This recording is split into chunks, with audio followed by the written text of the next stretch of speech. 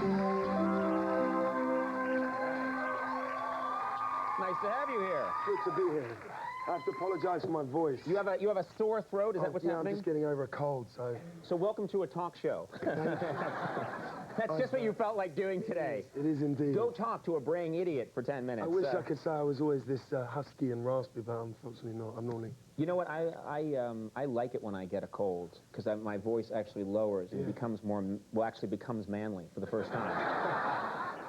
Do you do an answer machine message? I try to talk to as many like old girlfriends I haven't talked to in a long time. If I get a head cold, I immediately call them and I'm like, hey, how are you? Oh, nice to see you. You don't know what you're missing. Exactly, right. It's much better that way. Yeah. I should have an operation.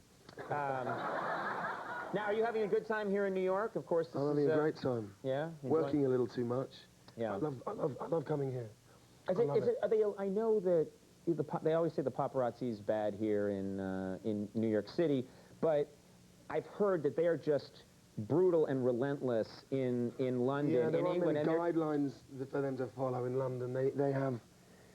They seem to have free reign, man. They sit outside your house. They can follow you with your children. They follow you to school with your children. Right. It's appalling. It's become a new sport. Right. How to antagonize them and basically make their life as miserable as possible. And so what do you do to, like, is there anything because I've heard that you're good at... Root vegetables. What is that?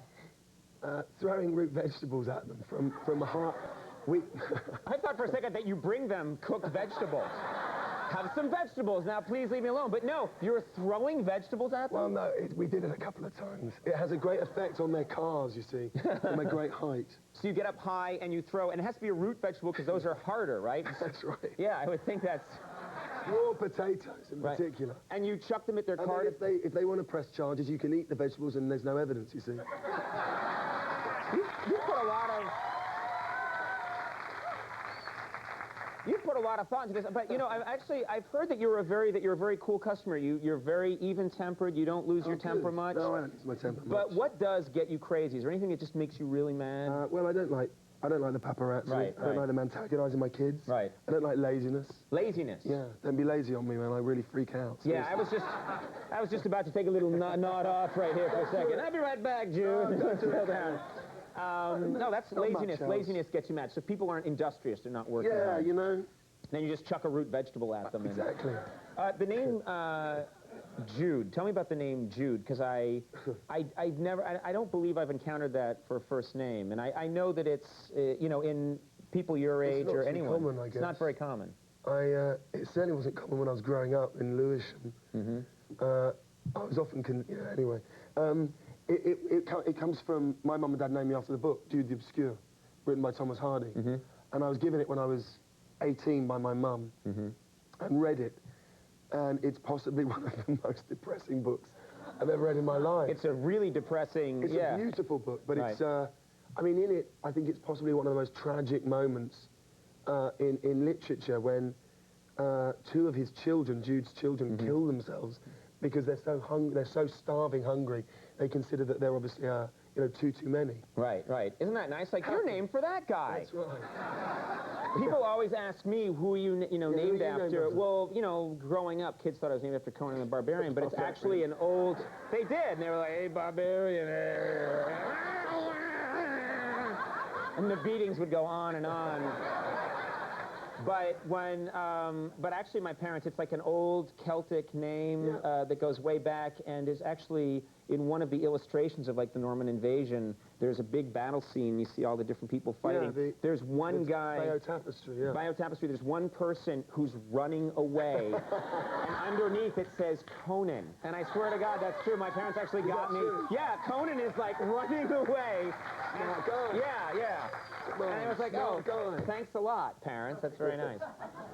You are a method actor. People, well, you like to immerse yourself in a role and really try and be that person. Sure. So it's a good excuse to learn, you know, to learn something about a period of time or a certain way of thinking or a new skill sometimes. Right. But here's the problem. Cold Mountain, which famously, you know, so many people love the book.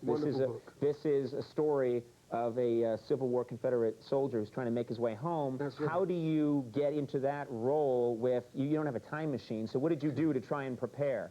Oh, you know, killed a few people and Yes. charged... That's an experience you hadn't had before. It's That's good. right. Yeah. Charged people with bayonets. Right. I mean, I don't know, there were two sides to this part. One was trying to, I mean, you know, working on an accent is always a nice way to kind of disguise yourself and immerse yourself, I suppose.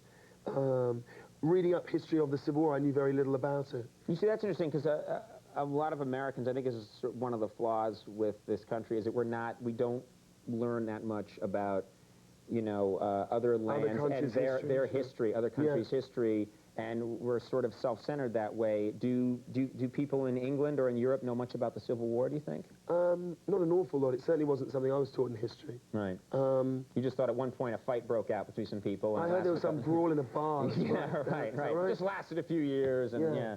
No, it was interesting, though. It didn't seem to bother... I mean, Anthony Minghella is an Englishman. Nicole is Australian. The three of us suddenly making I know, I was just thinking about that. You guys are making a, you know, Civil War picture with all these people who aren't from this country. Yeah, but, I mean, apart from there were details that we obviously worked hard on, accents, studying and learning at least as much as we could about the history of the Civil War and the lifestyle followed by those living at that time. Right. But on the whole, the piece is it's such a heartfelt piece. It's really about every person in any conflict, or indeed any person in search of home, really. I play a guy who is wounded and decides to desert to return to the woman he was in love with and shared a single kiss with 4 years prior. And it's a long walk home, too. It's a long walk home, which resembles in a way like the Odyssey. Right. On his way home, he's faced with tasks and obstacles and temptations, and it's a soul-searching piece, but it's full of humor and brutality and love. It's a big film. We have a clip here from Cold Mountain. Anything we need to know to appreciate this scene? I think this is a clip when Ada and Inman are just sort of courting each other. They're both very uncomfortable with words. They aren't very good at communicating, so they sort of dance around each other, if you like, without ever committing. And Inman says that if Ada speaks to him, he will agree to clear Kathy Baker, who plays Lady Swanger's top field, and she's spoken to him, and so he's agreed to clear the field, and I think she arrives and talks to him in a different way. All right, let's take a look at this clip from Cold Mountain. Inman's in my top field clearing his debt. Oh, dear. And then he had nothing to say. He was happy. Really? If you're saying you might like him, why not go over and say good morning? I should be getting along. Walk on, quickly. Walk slowly. Walk on.